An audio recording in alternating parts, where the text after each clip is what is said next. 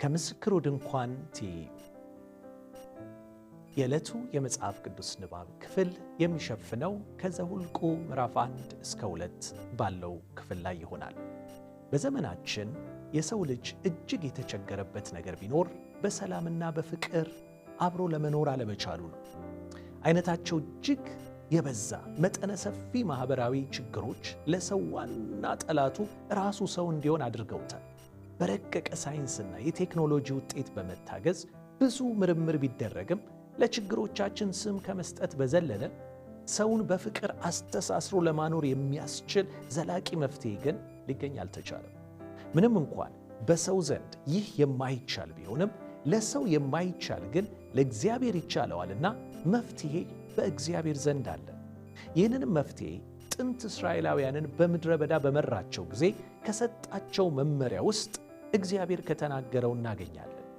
የእስራኤልን ልጆች ከግብፅ ባርነት ነፃ ካወጣቸው በኋላ ያሰበላቸውን የበረከት ሕይወት መኖር የሚችሉበትን እርሱ ከእነርሱ መካከል ሲሆን እንደሆነ የሚያውቀው አምላክ በመካከላችሁ አድር ዘንድ መቅደስን ስሩልኝ አላቸው። መቅደሱም ተሰርቶ ካለቀ በኋላ በመቅደስ ውስጥ የሚከናወነውን ዝርዝር አገልግሎት ከገለጸላቸውም በኋላ አሁን ደግሞ በመቅደሱ ዙሪያ እንዴት ሊሰፍሩ እንደሚገባ ነገራቸው። መቅደሱ መሃል ሆኖ ከመቅደሱ ትይዩ ደግሞ ሁሉም በየወገናቸው አርማ ስር እንዲሰፍሩ ታዘዘ። እዚህ ላይ የሚከተሉትን ነጥቦች ልብ እንበል። አንደኛ፣ አንድ ማህበረሰብ እውነተኛ ሰላምና ፍቅር መለማመድ የሚችለው የሰላም አምላክ እግዚአብሔር ማዕከላዊውን ስፍራ ሲይዝ ብቻ ነው። ለዚህ ነው እስራኤላውያን የአምላካቸውን መቅደስ ማዕከል ላይ አድርገው እነርሱ ደግሞ በዙሪያው እንዲሰፍሩ የተነገራቸው። ልክ ፀሐይ በሶላር ሲስተም መሃል ላይ ሆና ሁሉም ፕላኔቶች መዋራቸውን ጠብቀው እንደሚሽከረከሩ እንደዛ እንዲሆኑ እንደምታደርግ ፈጣሪያችንና አዳኛችን ማዕከላዊውን ስፍራ ሲይዝ እርስ በርስ ደግሞ በግንኙነቶቻችንም ከግጭት ነፃ በሆነ እውነተኛ አንድነት መኖር እንችላለን።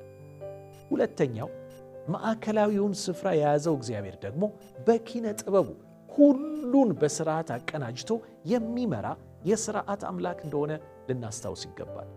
እያንዳንዱ ሰው እንዴት በየአርማው ስር መስፈር እንዳለበት ከሰጠው መመሪያ ይህን መመልከት እንችላለን። በእርግጥም በብዙ ሺህ የሚቆጠረውን ያንን ሕዝብ እጅግ ባማረ አደረጃጀት በየወገኑ እንዲሰፍር እንዳደረገ ከዚህ ክፍል እንረዳለን።